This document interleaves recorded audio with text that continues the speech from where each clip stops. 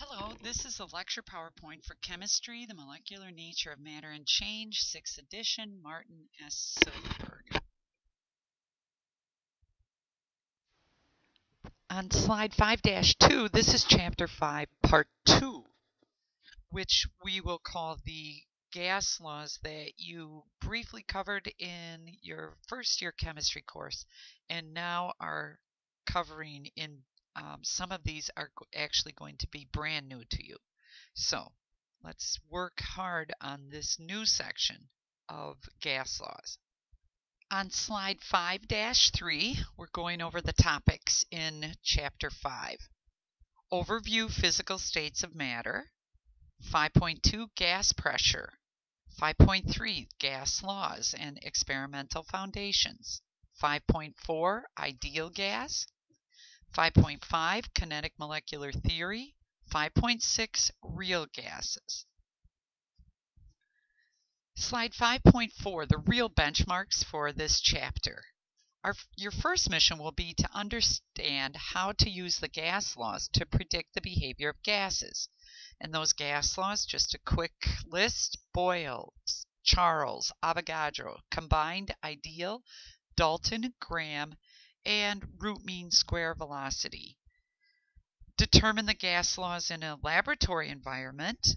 And another benchmark will be to understand how the kinetic molecular theory applies to determine the differences between a real and ideal gas. And we have an equation for that, van der Waals. Slide 5-5, the benchmarks, a quick list of which benchmarks we are aligned with is here, and again we're going to study all these laws: Boyle's, Charles, Avogadro, combined, and ideal. Slide 5-6, the second set of benchmarks we'll approach is to learn some newer laws: Dalton, calculating speeds of gas, root mean square velocity, and Graham's law for effusion. On slide 5-7, the benchmarks which are also correlated to this unit is to understand the differences between real and ideal, which comes down to the van der Waals equation. Slide 5-8, what happens when we mix gases? Well, gases will mix homogeneously in any proportion. Each gas in a mixture behaves as if it were the only gas present. The pressure exerted by each gas is a mixture called the partial pressure. And there's a law associated with this. Dalton's law of partial pressure states total pressure in a mixture is the sum of the partial pressures of the component gases.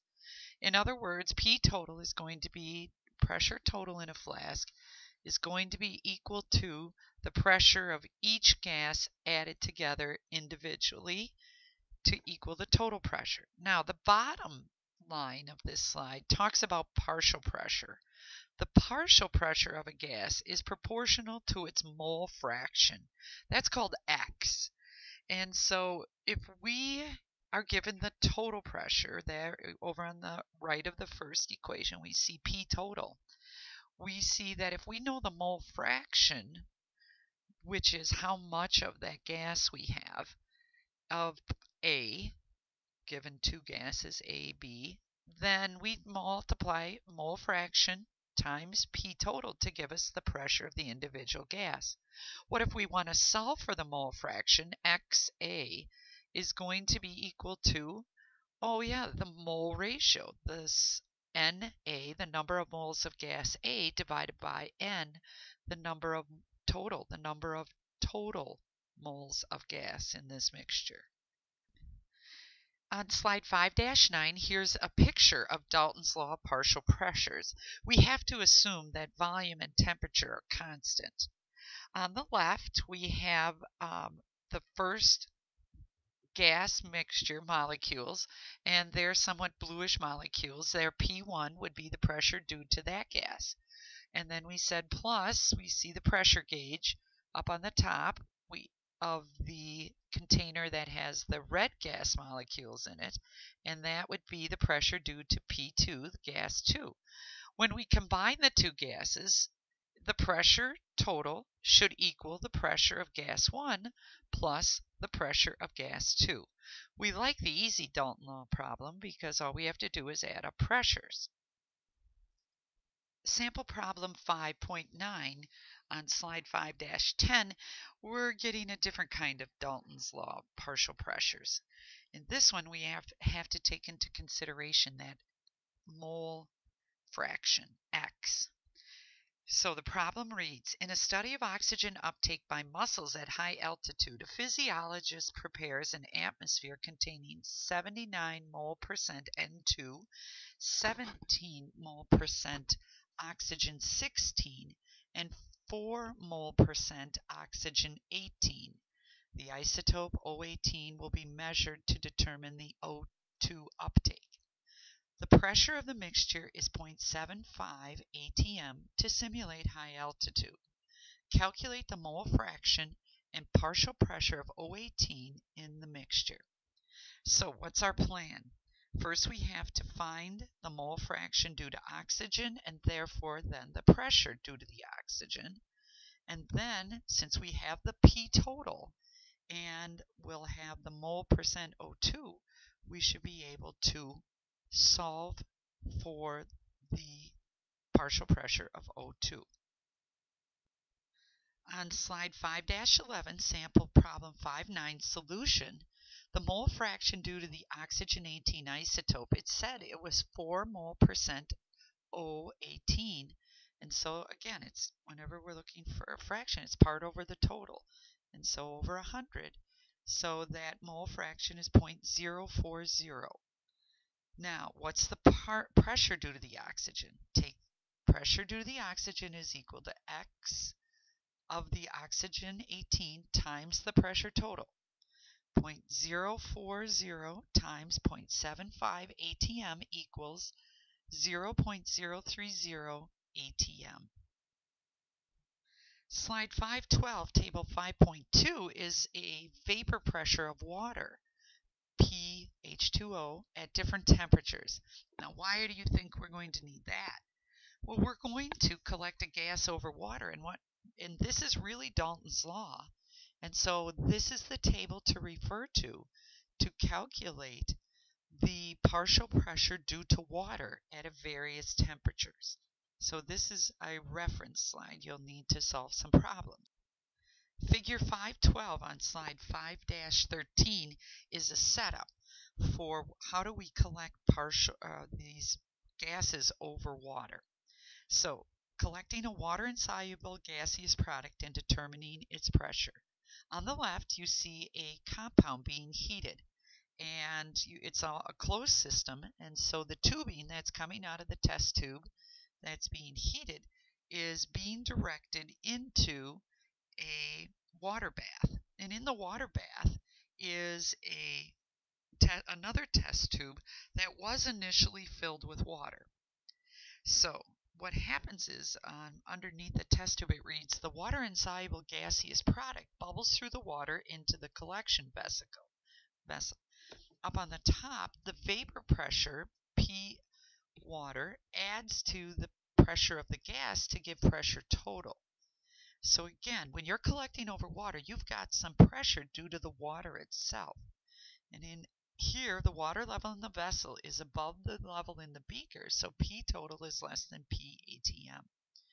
In the blowout bubble there, in the circle in the middle, we see molecules of water. That's Mickey there, the red water and the blue ears, or red oxygen, blue ears, and then the gold molecules would be the other gas. Over to the right, after all the gas has been collected, the pressure total is made equal to P atm by adjusting the height of the collection vessel until the water level in it equals the level in the beaker. So P total is going to be equal to the pressure of the gas plus the pressure due to the water vapor and at the temperature of the experiment. So if I really want, down underneath the box on the right, if I really want the pressure of the gas, I have to take the total pressure minus the vapor pressure due to water. Sample problem 510 on slide 5-14 shows how these Dalton's partial pressure, including vapor pressure, are going to be worded. How these problems are worded. Calculating the amount of gas collected over water. The problem reads, acetylene is produced when calcium carbide, CaC2, it's a solid, reacts with water to yield acetylene, C2H2 gas, plus some calcium hydroxide. Here's the data. A collected sample of acetylene has total gas pressure of 738 torr, a volume of 523 mils. As the temperature of the gas, 23 Celsius, at the temperature of the gas, 23 Celsius, the VP of water, vapor pressure of water, is 21 torr. How many grams of acetylene are collected? And we can look at a video on this to see how this procedure actually works. Our plan to solve this problem is the difference in pressures gives pressure for C2H2, the number of moles calculated from the ideal gas law, and convert it to mass using molar mass. So again, the solution on slide 515 for sample problem 510. Well, first the plan. We need to subtract the pressure due to the water vapor, and then calculate. That will give us the pressure of acetylene. Once we have pressure, we can use PV equals nRT to solve for N, and then multiply by big M to get the mass of acetylene that we actually had. So the solution again, 738 minus the 21 torr. Again, the problem told us this, it was 21 torr, or you could look it up on the chart, gave us 717 torr. Convert torr to ATM for the ideal gas law, and that will give us 0.943 ATM. The volume, don't forget to convert volume to liters if we're going to use the ideal gas law, so it's 0.523 liters. Temperature, remember to convert Celsius to Kelvin, which would be 296 K. So on slide 516, the solution, we're going to solve for N is equal to PV over RT. Substitute in 0.943 ATM times 0.523 liters, divide by the ideal gas law constant, 0.0821 liter atmosphere over mole Kelvin. Remember to multiply by Kelvin, 296 K. Final answer for moles, 0.023 moles. Take that number, go to the periodic table, look up 2 carbons and 2 hydrogens. That molar mass is 26.04 grams. So 0.023 moles times 26.04 grams is going to equal 0.529 grams of acetylene. Was actually slide 517. The ideal gas law and stoichiometry. What we're going to do in figure 513 with our box diagram is given pressure, volume, temperature of gas A, we should be able to solve for the amount in the moles of gas A, and then cross the border to go over to solve for the amount of the moles of gas B, of course using the coefficients from the balanced equation, which then can let us solve for pressure, volume, or temperature of gas B. Sample 511 on slide 5-18. Using gas variables to find amounts of reactants and products 1. Here we're asking what volume of hydrogen gas at 765 torr, 225 degrees Celsius is needed to reduce 35 grams of copper 2 oxide to form pure copper and water. So first things first, we must write a balanced equation. Convert the mass of copper 2 oxide to moles, grams to moles. Find the moles of H, then cross the border, find the moles of H2. Using the mole ratio from the balanced equation, calculate the corresponding volume of H2 using the ideal gas law. Box diagram, 4 boxes, therefore 3 conversion factor. Slide 5-19, the solution to sample problem 511. First things first, balance equation. CuO plus H2 yields Cu plus water. Given 35 grams of CuO, grams to moles, cross the border to moles of H2, 0.446 moles H2. Then, using PV equals nRT, rearrange V equals nRT over P. And don't forget to convert all your units, pressure from toward atmosphere, temperature from Celsius to Kelvin. Substitute in, use the gas constant, 0.0821 liter atmosphere over mole Kelvin. Multiply by 0.446 moles times 498 K, divide by 101, 1.01 ATM. Final answer, 18.1 liters. Sample problem 512, using gas variables to find amounts of reactants and products 2.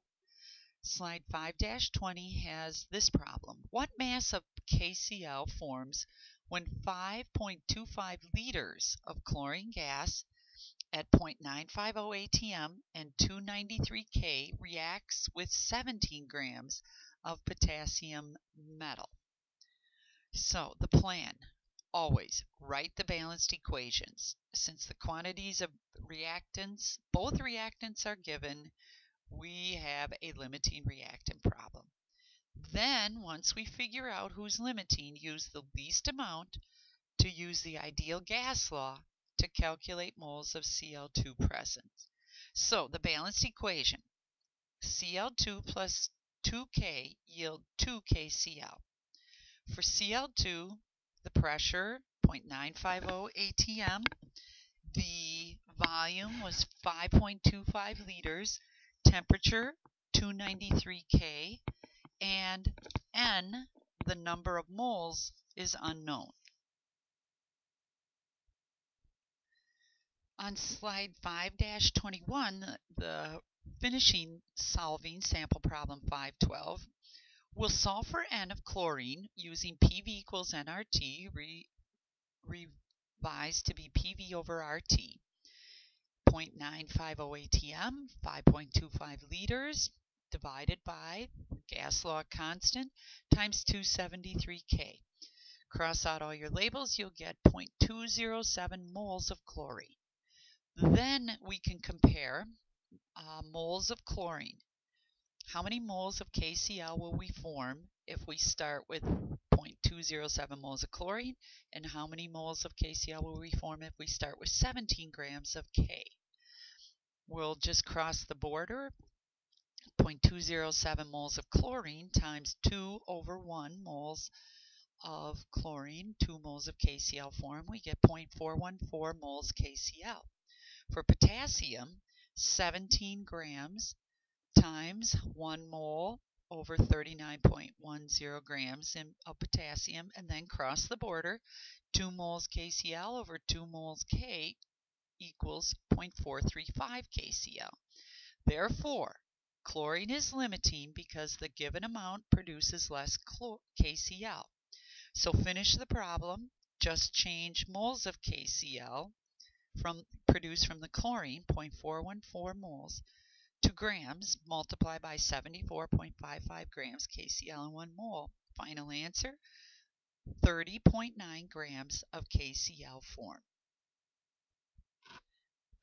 Slide 5-22, the kinetic molecular theory. We've been waiting to hear what this is, a model for gas behavior. There are 3 thoughts behind the kinetic molecular theory. Postulate 1, you must assume that the volume of a gas is so small it's almost zero. Postulate 2, gas particles are in constant random straight line motion except when they collide with each other or with the container walls. And postulate 3, collisions are elastic, meaning they'll exchange energy but do not lose any energy to friction or contact with the walls of the container. Their total kinetic energy is constant. Between collisions, the particles do not influence each other by attractive or repulsive forces. And we know none of this is true, that all of these have flaws in these postulates. However, in order to be an ideal gas, you must assume all these are true. Figure 514 on slide 5-23, the distribution of molecular speeds. for nitrogen, N2, at 3 temperatures. What you're supposed to see is the blue line is the most probable speed at 273 K. And again, what we have on the x-axis is the velocity, meters per second. On the y-axis, relative number of N2 molecules with that speed of mu. And so what we see is the blue line, most probable speed at 273 K. The orange line, most probable speed at 1273 K. And the red line, most probable speed at 2,273 K. Pretty hot, pretty fast. Those molecules are definitely going to move faster when the temperature increases. Slide 5-24, figure 5-15. How do we really measure pressure? Well, even in the lab, what we were measuring was the collisions between the gas particles and the walls of your container. Figure 516 on slide 5-25 is this molecular view of Boyle's law. What we see is the distance, d1, is what they're trying to point out to you, between the wall and the gas particle in the left side of the container on the left. P external is pushing down on that piston. P of the gas is pushing up on the piston. And underneath the flask on the left, it says at any temperature, P gas equals P external as the particles hit the walls from an average distance, d1. But now, don't look at the above the black arrow. The pressure increases. Don't change temperature or number of moles. And we see the piston push down, pressure external. The higher pressure external will always cause a lower volume. Increase P, V decreases, which that inverse relationship, which results in more collisions because the particles hit the wall from a shorter average distance. D2 is much shorter than D1 on the other side. Picture on the left. As a result, pressure of the gas is equal to the external pressure again. Figure 517 on slide 5-26, let's see a molecular view of Dalton's. And remember, Dalton's law says this total pressure is equal to the sum of the partial pressures. On the left, there's pressure due to gas A is equal to the pressure total, which is 1 atm. The number of moles on side A is 0.6 of the blue molecules. There's a valve connecting between gas A and gas B's flask. However, the valve is closed. And so it's an independent system. The gas B, the pressure B is equal to pressure total, 0.5 atm, and the number of moles is 0.3. Now, what happens in the big arrow in the middle of the diagram, when the stopcock is open, what happens, the piston is depressed at a fixed temperature. And so what is the total pressure? Well, since the pressure was allowed to change on the left, all the gas will then be forced through the valve out to the right flask, and the pressure total in the flask on the right is going to be equal to the pressure due to gas A and the pressure to gas B. So 1 plus a half atm is 1.5. The number of moles total is 0.90 moles.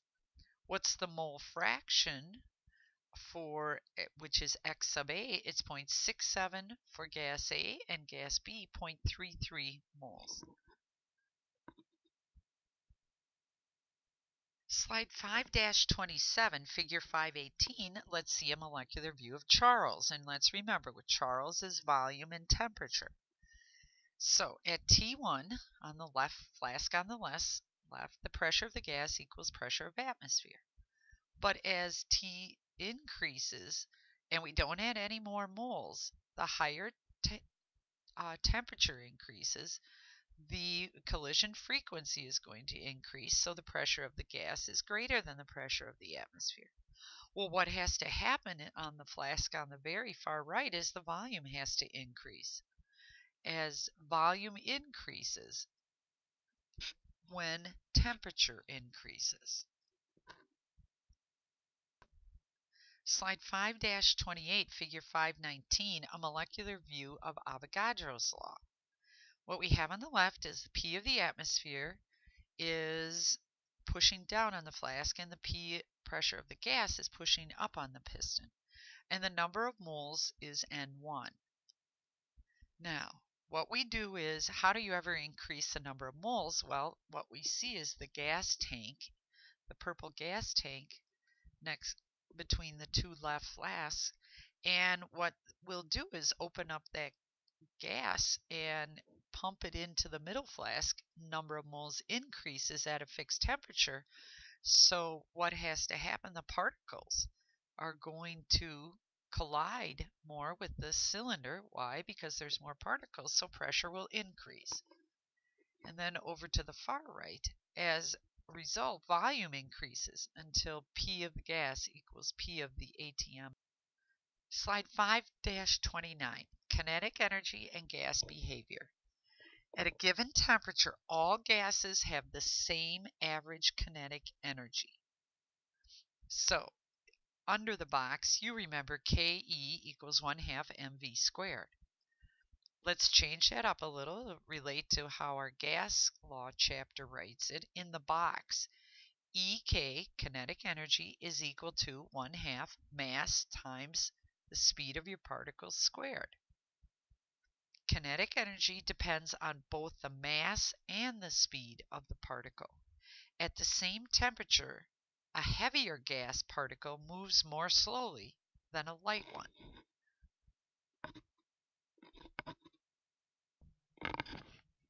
Figure 5.20 on slide 5-30. The relationship between molar mass and molecular speed. So, molecular speed at a given temperature is on the x-axis. Relative number of molecules with any given speed is on the y. And what we see is the heavier the molecule, O2, is that speed is going to be slower, and the majority of them are going to be slower moving particles. Versus H2, just a molar mass of 2, we see with the blue line it's going to be much faster than our heavier element in the gaseous form. Now here's a new gas law on slide 5-31, Graham's law of effusion. Effusion is the process by which a gas escapes through a small hole in its container into an evacuated space. That's what's on the next picture, next slide. Graham's law of effusion states the rate of effusion of a gas is inversely proportional to the square root of its molar mass. In other words, a lighter gas will move more quickly and therefore have a higher rate of effusion than a heavier gas at the same temperature. So in the box, this is a new equation that you need to know. Rate of effusion is proportional to 1 over the molar mass, the square root of the molar mass. Slide 5-32, effusion picture. A lighter gas moves more quickly and therefore has a higher rate of effusion than a heavier gas at the same temperature. So what we see on the left is a high molar mass gas, and you notice if you put it on a vacuum chamber on the bottom of this setup, there aren't many heavy particles that will move through the hole. But on the right side, the lower mass particle, the green one, is much lighter and it moves through the hole more quickly. Slide 5-33, figure 5.21, has another picture and the equation to calculate Graham's law of effusion. What we see on the left, the lighter particles are black and they're in their container, and they're going to effuse faster than the heavier red particles. And so we see more black particles on the right hand side if we have a container of the two gases. What exactly can we solve for? Well, any of these 4 variables that we see in the equation on the bottom. The rate of effusion for gas 1 divided by the rate of effusion for gas 2 is equal to the square root of the molar mass of gas 2 divided by the square root of the molar mass of gas 1.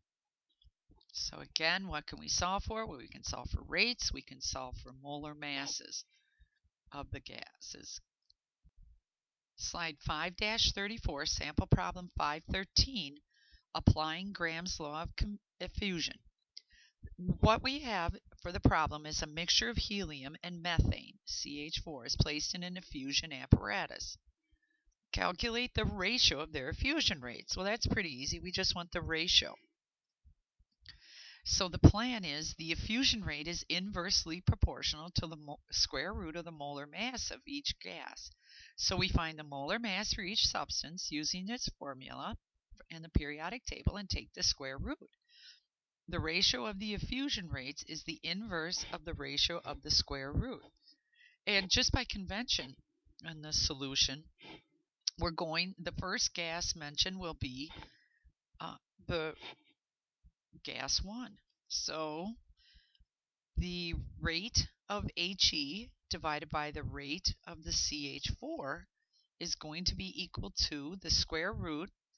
Notice how we crisscross there, that CH4 is in the denominator, but look at its molar mass is in the numerator, 16.04, divided by 4.003, which is the molar mass of helium.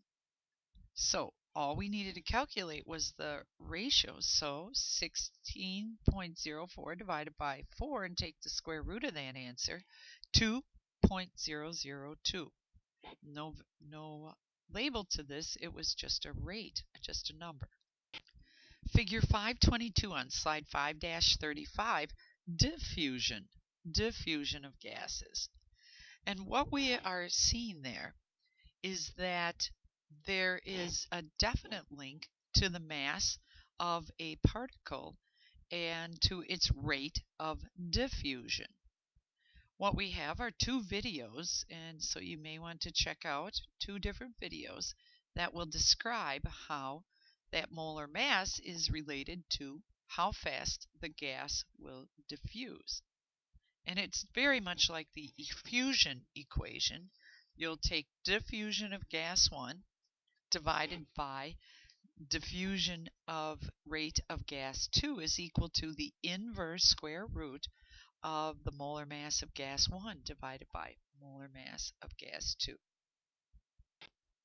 Slide 5-36, figure B5.1. Variations in pressure and temp with altitude. Well, we know that as the temperature is going to increase, we're going to decrease. The pressure will increase. So that, look at our values there.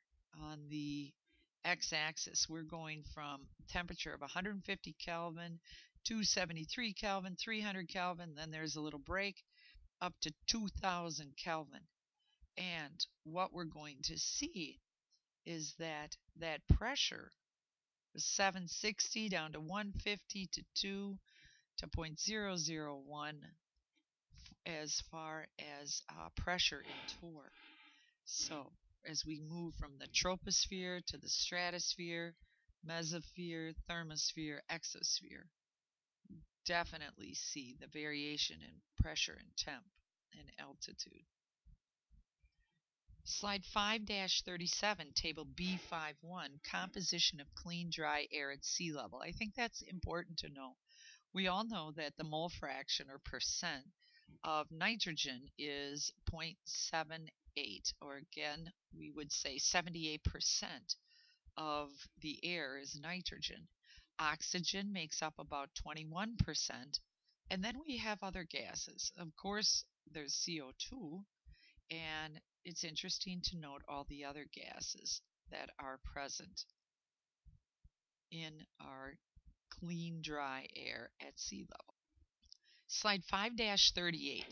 We had said on earlier slides that real gases deviate from ideal behavior. And that's because those three postulates that we put forth about the kinetic molecular theory just are not what real gases do. And so, again, the kinetic molecular model describes the behavior of ideal gases, but real gases have a real volume. Gas particles are not points of mass, but actually have volume determined by the sizes of their atoms and the bonds between them. Real gases do experience attractive and repulsive forces between the particles. They're not perfect elastic collisions when one gas particle bumps into another. The third idea, real gases deviate most from ideal behavior at low temp and high pressures. Slide 5-39, Table 5.3, the molar volume of some common gases at STP, 0 Celsius, 1 atm. And we know it's supposed to, an ideal gas in bold in the middle is supposed to have a volume of 22.4. But real gases, helium, 22.435, hydrogen, 22.432, neon, 22.422, argon, 22.387, and all the way down to a real deviant, the ammonia, 22.079 liters per mole, when you're supposed to be 22.4. So there is huge variation of that, how an ideal gas acts versus a real. Figure 5.23, deviations from ideal behavior with increasing external pressure. So in the pullout box, or on the x-axis or y-axis, we're looking at PV divided by nRT, versus on the x-axis, we're looking at the P external due to the atmosphere. And beneath that red line, the pink line through the middle there at 1 atm is where an ideal gas should form. But what we see is that CO2, our yellow line, is going to deviate. Well, how come so much? Because the effect of interparticle attractions dominates or predominates.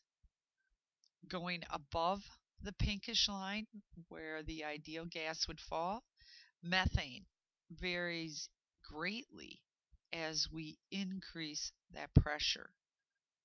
Hydrogen is somewhat again, there we see CO2. It actually went down and then increases on this graph. Figure 5.24 on slide 5-41, the effect of these interparticle attractions on the measured gas pressure. And what we see on the left flask is at ordinary pressure external. The particles are too far apart to interact, but as we increase in the middle flask, at moderately high pressure external, particles are close enough to interact. Over to the far right, the interparticle attractions, the red arrows, lower the force of the collisions with the container wall. So in figure 5.25, the effect of particle volume on a measured gas volume. At ordinary, the flask on the right, at ordinary pressure externals, the free volume is proportional to the container volume because the particle volume is an insignificant portion of container volume. But as we increase the external pressure, we see over on the right flask, at very high pressure external, the free volume is less than the container volume because the particle volume becomes a significant portion of the container volume. What all of these models have proven is that the real gas deviates from an ideal gas, and just by how much is calculated through the van der Waals equation. The van der Waals equation adjusts the ideal gas to take into account the real volume of a gas particle and the effect of interparticle attractions. So van der Waals equation for n number of moles of a real gas would be P plus n squared A divided by V squared times the quantity of V minus NB equals nRT. The constant A relates to factors that influence the attraction between particles. The constant B relates to particle volume. These values will either be provided in a chart or they will be provided in the problem. These values for A and B. Table 5.4 on slide 5-44, van der Waals constants for some common gases. So if I would say you're working with nitrogen, N2, you would go on your chart, and I asked you to calculate van der Waals equation. You would realize it's just a derivation of PV equals nRT, but we need some constants. And looking at the chart, the constant for nitrogen is 1.39. What are the values? Liters squared ATM over moles squared. What's the constant for B? 0.0391 liter per mole. And again, van der Waals helps us figure out why the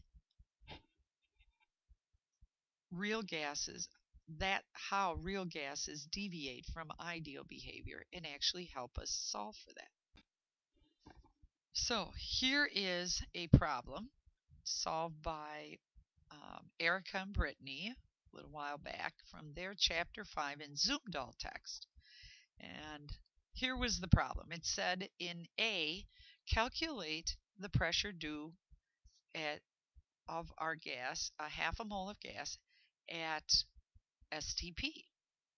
And so that's what we did. We just took PV equals nRT and rearranged to P equals nRT over V. The volume was given as 1.0 liters, N was 0.5 moles, T was 298 K. Substituting those values in, what we get is 12.24 ATM. Part B, P equals nRT over M over V minus N as number of moles B minus A, that constant, times N over V squared.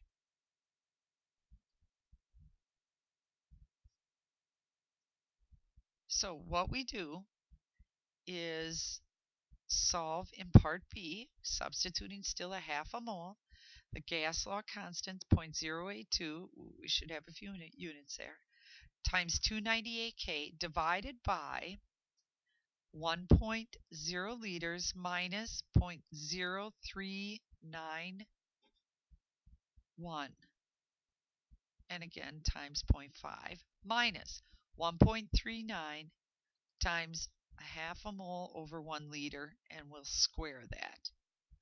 That would be our N over V squared.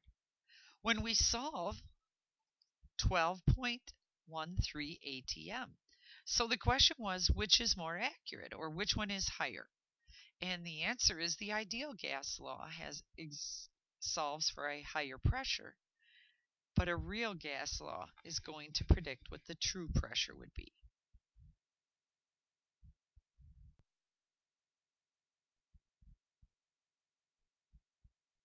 The end of Chapter 5, Part 2.